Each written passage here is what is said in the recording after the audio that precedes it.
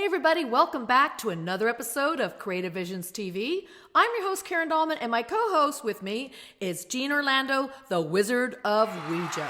Hey Gene. Hi Karen. Hey, I'm glad you're back with us.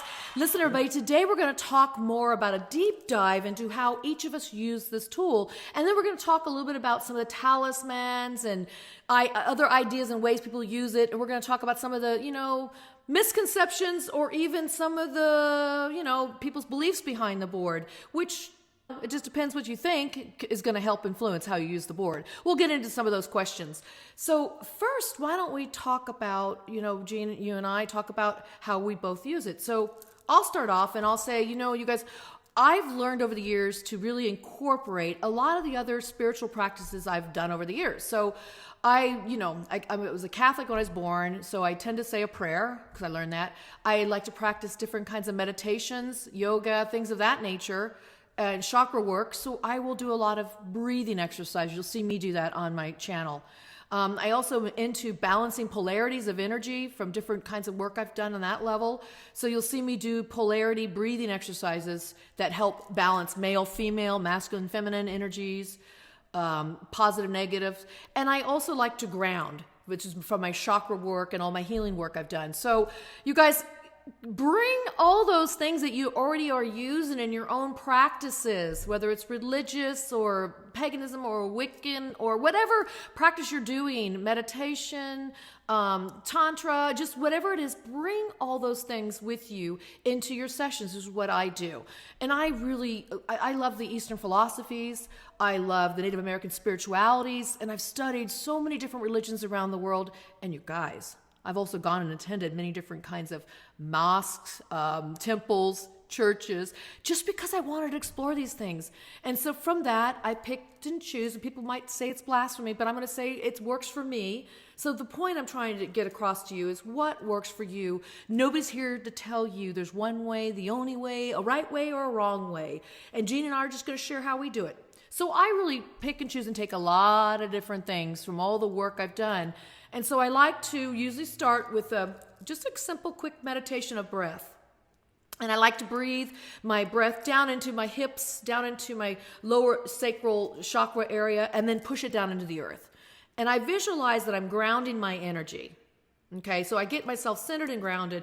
Then I like to take that breath and breathe it up into my heart space, which allows me to breathe in and out love. For me, you guys, I'm raising my frequency to different levels so I can reach and meet the unseen dimensions. As you guys know, I speak with a group of beings called the Guides and many other, I would say, pantheon of characters there that come with this collective group. And so how I reach them is through my breath and then breathing in and out love. And that makes a quick connection.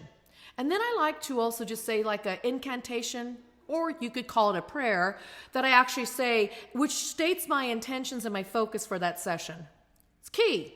You got to state what it is you want to connect with, at least in my opinion, in my book. The other thing, too, is that I really like to hold my partner's hands just to make that connection. Now, you guys, it sounds like this takes 20 minutes. This all happens within a minute or two. That's how quick it happens. Boom. And I can't sit down and just all of a sudden be there and start working it. And Gene will talk to that. But I like to kind of do a little ceremony around it because the ritual and ceremony is important in my life. So that's what I do to get in the space. But also in my own personal space where I do the work, typically the cell phones are turned off. There's no distractions other than maybe the cats might walk in. But I'm not having people calling on the phone or knocking on my door or people coming in and out.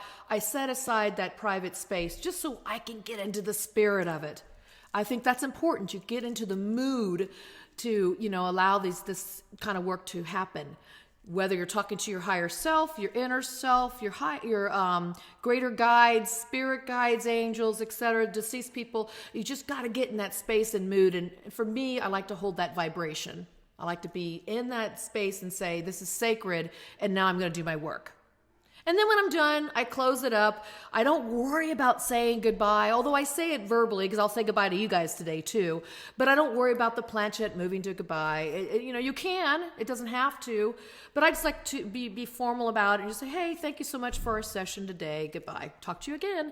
So that's kind of how I do it. And a lot of things happen in between there. But I like to have a beginning and an ending And one other thing I like to always say I like to do is express gratitude and thanks for making these connections.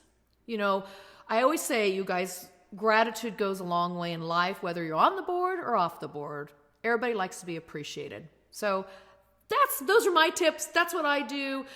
And you guys write to me, and you have so many other ways and things that you incorporate to get to the same results that I receive. So let's find out from Gene what some of his techniques are and how he does it, Gene. So what's your secret here to success with the board? Well, I just sit down and push the planchette around and let me speak to me. And so when you say you let you speak to you, you really feel like you're speaking to your inner self. I think that the messages are coming from myself. I would love them to come from other places, and I keep waiting, and it could happen someday. But I'm satisfied with the messages I get because often they're amusing, they're insightful, they're funny, and I really enjoy my time with the board. So I'll sit quietly. I'll begin to push the board around and just let it speak to me, and it will, and it does, and with surprising results. So that's how it works for me. For anybody else, I would say whatever works for you. Use whatever means you need. You can ritualize it any way you want. You can set the board up with candles. You can use crystals if you want. You know, I've got plenty of crystals. I mean, I don't use them, but they're fun. You can dress your board up any way you want. You can dress yourself any way you want. The most important thing is mood. So mood and timing. So you guys, Right. here's a votive candle, and look, I have little tea lights. Dean Hacker, shout out to Dean. We got our tea lights here. These actually light up because of the light. You can't see it, but these are, faux tea light candles. Those work too, you guys. And hey, I like to use labradorite. And I do readings, and I actually use this and hold this on my lap. A little secret, a lot of you guys don't know that. But I just love the way it feels. I love what it represents to me. I love the energy I feel from it. And this is really for more opening up the higher vibratory chakras to work in the higher realms. And I like to ground, as I mentioned to you. The other thing you can do, you guys, is sage if you prefer. I like the smell of it, and I like to light it. And I like to just put it around me, around the board. You guys, anything you're doing, bring it forward. I want you to hear that. Now, the other really important thing here, I want you to just remember what Gene just said. He actually pushes the planchette. That's how he gets it to work. He pushes it and lets it move. I don't push it. I let it pull me. So you guys, either way can work. And so just start experimenting with it. Experiment with the planchette and see what way works best for you, and you'll soon be met with the success you want. So Gene, when you're pushing it, what happens? How do you get it to that inner self to start talking? Well, let's talk about pushing it for a minute. I'm pushing it, but I'm not actually pushing it. In other words, it's speaking to me. Okay, in the same way that you're using it, there's a part of it that disconnects, that lets go, and allows it to move on its own. Now, whether or not it's actually moving on its own or we're actually pushing it is something I guess that we could talk about. That's a whole nother thing. But we're having the same experience. The way it's moving for you is the way it's moving for me. But it's an interesting feeling when you make that personal disconnect between you and the planchette and the way you're manipulating it, or the way it's manipulating you, which however you want to do it. You can say that it's taking on. Planchettes don't move on their own, people. Okay, you can put a planchette on a board and sit it on a table and wait all day. It's not moving. Okay, if you think it is moving, please do some video of it, and we'll authenticate that, and we'll put you on the front of every magazine in the United States, because that would be really interesting. If you look back historically at how the planchette moved for spiritualists, it was like this. The spirit possesses you in a very light way. It needs your eyes to see the board, and it needs your fingers to touch the planchette. And in that way, the spirit acts through you. Now, this is the spiritualist theory. So the Ouija board the planchette does not move on its own. We are the vessels of the movement. The spirits are speaking through us to do it. If that's your conception of how the Ouija board works. Absolutely.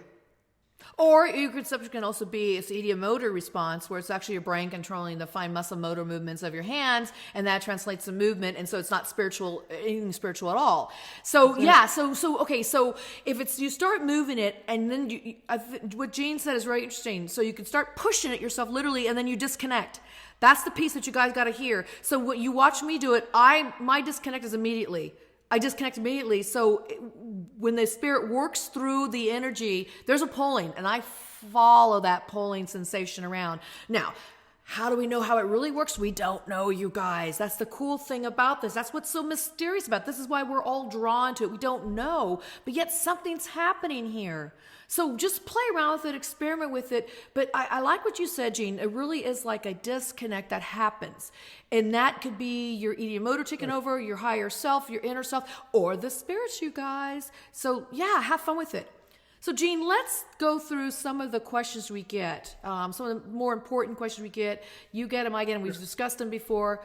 Okay, let's start with the first one. Probably the biggest one I get is this. Why won't my Ouija board work? Jean, what do you say to that?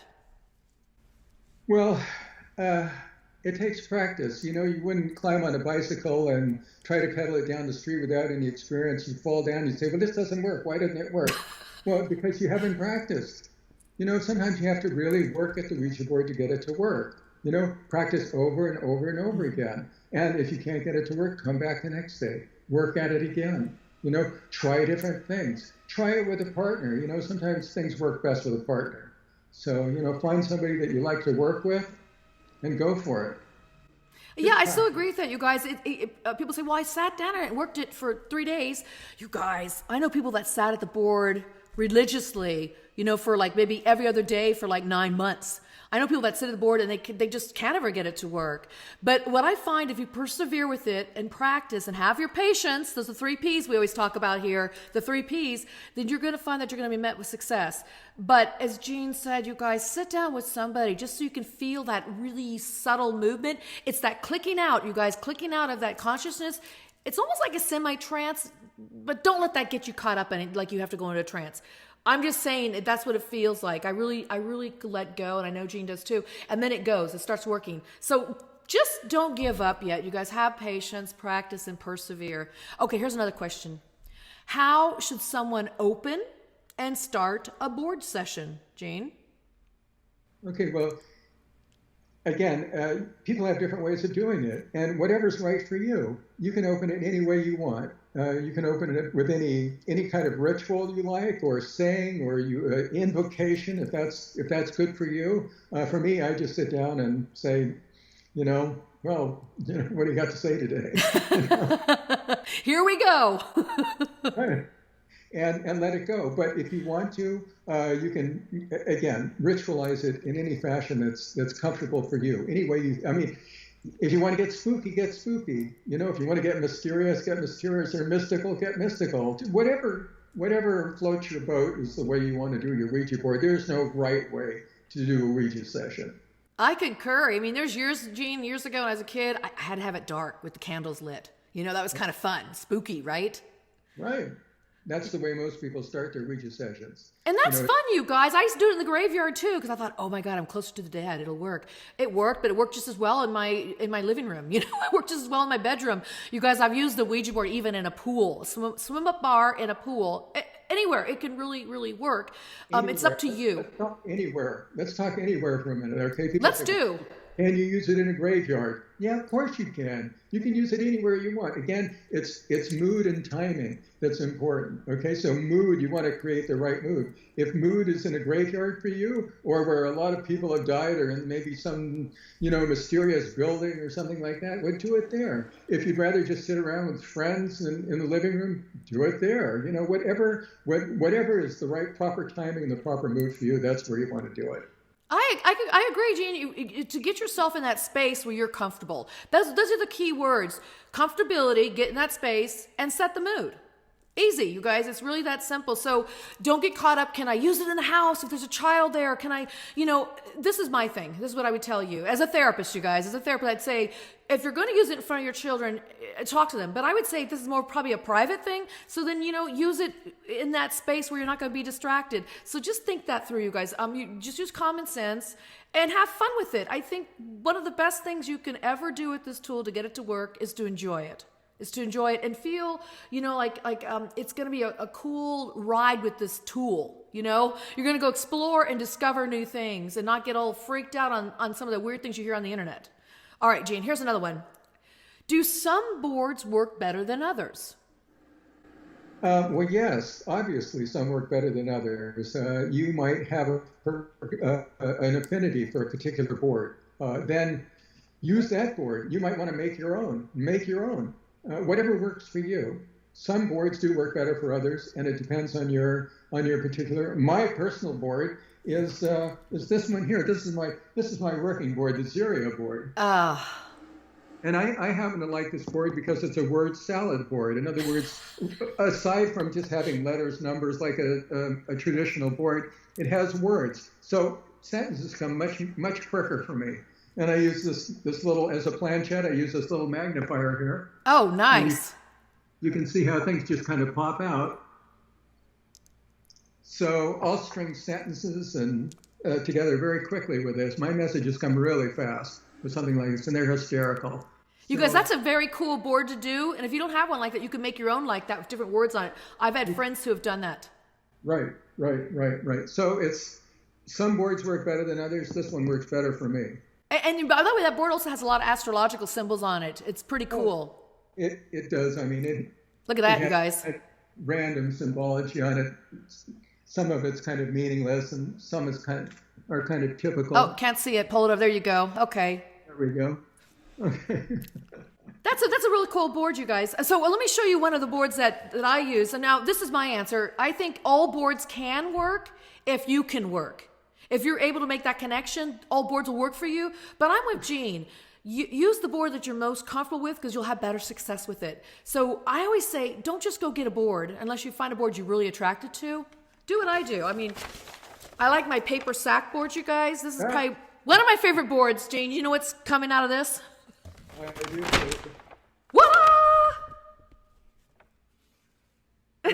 You guys, this paper sack board works just as good as any of my boards, you guys. You've seen me use this before. So look, don't get caught up in that you have to have like a real traditional board. Although, Jean and I both do have those real cool traditional boards. You can just make one out of cardboard, like the alphabet card that Jean showed us on a different episode. You can use a lot of things. Jean, you have some really cool boards you brought with you today to show us, don't you? Yeah. From different ideas. Here's this is a Haskell Mystic board from the 1940s. It's kind of cool. It's got different symbols in the corner. That's like a mystic there, and over here we have some camels.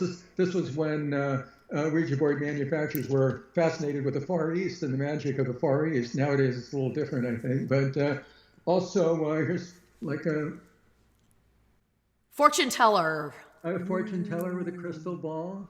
Guys, I got my crystal ball back here. If you haven't, here, I'll bring my crystal ball up. Here's my little crystal ball I have. Ooh.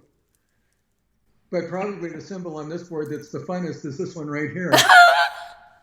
That's the Disney witch, from Snow White. And people say, well, what the hell is that doing on there? Well, Haskellite, who made this board, also made trays with a lot of Disney characters and had an arrangement with Disney to use their figures. So, I mean, there's a little history on the Haskell. And there's also the astrological symbols on that one too, you guys. Right. So Gene's showing you just a couple of his boards because he wants you to see that, any of these boards can work. There was another one you have, I think you're going to show us with some symbols on it. Mystic Soothsayer. This is also from the 1940s. Look at that, you guys. As you can see, it also has, the Zodiac was very popular. Thematic boards are popular. Look at that. Yeah, it's got the... I see Cancer right there. I see Leo. I'm seeing him, the water bearer. And then over here we got... Pisces, you got Aries. There's a water bear, Aquarius. I mean, you've got... The ones in the upper corner, but there you go. How cool is that? So you guys in the 40s, they really got fascinated, it looks like, with the astrological symbols in the Far East, of course.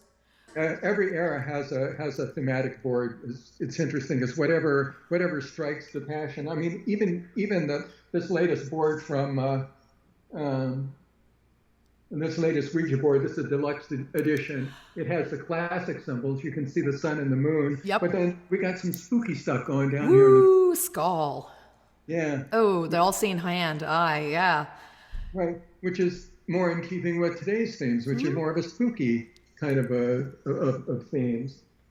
And so you guys, it just shows too, the boards have all these different symbols on them. Like we were talking about talismans earlier that you could use. The boards have that. They come with it too sometimes. Make your own board, you guys. That's sometimes the best way to even get results. And put your own special symbols on them. I had a board that somebody made for me, and she put a crystal embedded inside of it, which is so cool, and put some sigils on it, and made a star tetrahedron, one of my favorite symbols, and it becomes very personalized that way, you guys. So, okay, so here's some more questions. Jean, what are the rules to the board? Okay, well, so people, there are no rules, okay? Wait, Jean, say that again. There are no rules. There are no rules. There are suggestions and there are directions, but those are different, okay? Classic directions, a man and a woman sit with their knees lightly touching the board on the lap, and without making fun of the board or making, remarks, just move it around slowly until it tells you what, those are kind of directions. But rules would be like, don't do this, and you have to do that. Well, I mean, those are made up, people. Those are made up. There are absolutely no rules. So if you think you're breaking a rule, you're not. There aren't any rules to break. And you guys, we will get into that further in another episode. We talk more about that because when you have these rules, you guys, I'm just going to say this, you limit yourself. Talk about the board not working. You're going to really limit yourself. So, just listen to what Gene said. He's been doing this a long time. Just think about that. Think about there are no rules. Unless you want to create your own rules, then go right at it. Have fun. All right. Here's another one, Gene. I should mention about rules please. Is that if you look through the years and you see when rules come up, it's pretty typical when people start to make rules and how they bring in from other disciplines their rules to impose upon the Ouija board. Okay, rules often come from personal belief systems. Like if you're into Wicca, you might bring in your rules from Wicca. If you're into white magic, you might bring them in from your white magic. If you read Lovecraft novels, you might, bring them in from Lovecraft. There's wherever you bring in your own rules, but those aren't universal and they're not for everyone. So there are no rules, essentially, except for the ones you make yourself. That's it, you guys. That's it right there. I wanted you to hear that. There are no rules. You can make, but if you want rules, have them. But again, I'm going to say what I always say is that those rules will just limit you. And a lot of the rules I hear out there, Gene, are based on fear-based rules. And so I really try to get away from that. I know you do too, Gene. Oh yeah, I mean, ridiculous. Some of the rules, pour salt around your board or something like that. Where did that come from? Well, I mean, I guess there are some disciplines that use salt to protect themselves from demons, but you don't need to do it with a Ouija board. It's just not necessary. This isn't a rule that applies. Well, then let me ask you this. Is the board a portal to hell or some other weird, mysterious place? Is it a portal? No, I mean, it's like a telephone. It's a device. It's just a board with, with numbers and letters on it. It's a tool. That's all it is. So if you get like a harassing call on your phone, you're not going to throw your phone away or burn it or put salt on it. You're just probably going to just hang up on that caller, right? That'd be kind of silly, right? You get a number you don't like, you get a spam call or something like that, and you go break your telephone. That's expensive these days. These phones cost $1,000. Are you kidding me? I know, right? So we're having fun with this, you guys, but we want you to see there's a likeness, a mood about the board, and that you really just get in that space and have fun with it. All right, let me ask you this, Jean. Do you think all messages you receive on the board are truthful and should be followed and listened to? No, the Ouija board can lie, and lie in a big way. Okay, oftentimes it'll reflect your fears and and things that are going on with you, and tell you things that you're maybe your own self-talk or something like that, which it may not be particularly healthy. So don't believe what the board tells you. The board is not, and if you believe that spirits are talking to you, let me ask you this, okay? Why would spirits be any more truthful than they were when they were living people? I guess that brings up a point. Like if you're talking to somebody who's deceased and they're angry, they're probably still going to be coming back through as an angry person unless they moved on. Now, this is what I say about this whole thing about the validity of messages, you guys. It really takes a lot of miles under the planchette before you start getting things that might be consistent. So I spent about 16 years before I got to the point, and this is using the board a lot, you guys, and writing notes down and keeping records of what I was doing so I could look back on them. But then I started finding once I met the guides, that's when I got legit messages. There was a different level I hit it at where those messages come through, and there's validity behind them because I've done the time, you guys. Do the time, and then eventually you might see some, when the messages start coming through from different beings or even your higher self, your inner self, you can start seeing some of where you can be listened to. So I always say in the beginning, you guys, just use it as entertainment. Enjoy it, have fun, and put it away and just call it fun and entertainment. Unless you work it for quite some time and you start getting messages that you can rely on. And you won't know that until after some time has gone by. So just think about it and be patient with the tool again. And, you're going to have fun along the way. You don't have to believe messages from anybody or anything. Not everybody tells the truth. Not every Ouija board tells the truth. Yeah, and it depends what you're tapping into too, you guys. And again, it could be just your own fears inside that brings that lower level of vibration and that message that comes through. So just take your time with it. Get to know it. And what I say to people too, Jean, when you're new at using this tool, it's not just about using the tool, it's about learning to educate yourself about this tool. And that's another reason why I asked Jean to do these episodes with me, so we could bring forth some of the concepts surrounding this tool, and so you can start just finding places and ways to educate yourself and experimenting to find out what works for you. Because I think in the end, that's all that really matters is the success that you feel like you've gotten from this tool. All right, here's another question. How long does it usually take to get the planchette to move? Now, you and I talked about it, but how long does it typically take? Well, if you sit there with your fingers on it and you don't do anything, it may take forever. It may just sit there like a rock. So you may want to just start to gently move the planchette around the board. You can use it, do a figure eight. That's not a bad thing. Just to kind of you warm it up, get things going, allow things to get a feel for the planchette, the way it moves, and the board. But again, if you don't do anything, you just that's what happens a lot of times. They say, "Well, my Ouija board isn't working. How come?" And I'm like, "Well, that's because you've got your hands just pressed down on this thing, and you're forcing it in the board, and it's not going to move that way. You just have to very lightly touch it." That's a really good point you bring up, Jean. I think a lot of times people put their hands on the planchette and they're heavy. And I can always tell when I work with somebody, when somebody new I work with you guys, they'll put their hands on the planchette, I'll have mine over here on this side, they're on that side, and I can feel it like it's like, like it doesn't, it's just, and I take my hands off, it's like they tip it over. So you guys, if you watch me, you'll see I use one finger now like this, and you'll see Rodney, he's down to 2 fingers, and it's so light that when that movement starts happening, we just click right in. It's so subtle, and we follow it. But in the beginning, it's going to take some time. So yeah, if you want to barely push it and see what happens, I never have, you guys. Mine's always just been I click into it and it moves. Okay, but some of you might get that happening, moving a little bit, like Jean mentioned, and then just see what happens. But yeah, you guys don't worry about doing figure eights or circles or spirals. All those movements are all good.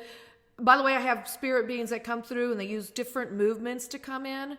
And so just, don't get freaked out on the symbols and how the planchette moves. Right, Jean? Right. Just get things moving. Get things moving. That's good words of advice. So you guys, those are some of the main questions we get. There's a lot more to cover, but we definitely appreciate, having this dialogue when you guys write in questions like you have like this, because it's good to think about the basics of Ouija. That's where it all starts, and not get too far ahead of ourselves with it.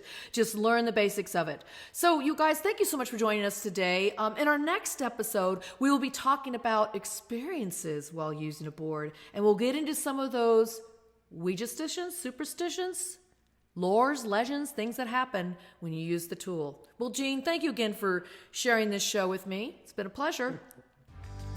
Great. Bye, you guys. Get out there and have a great time boarding. Bye-bye.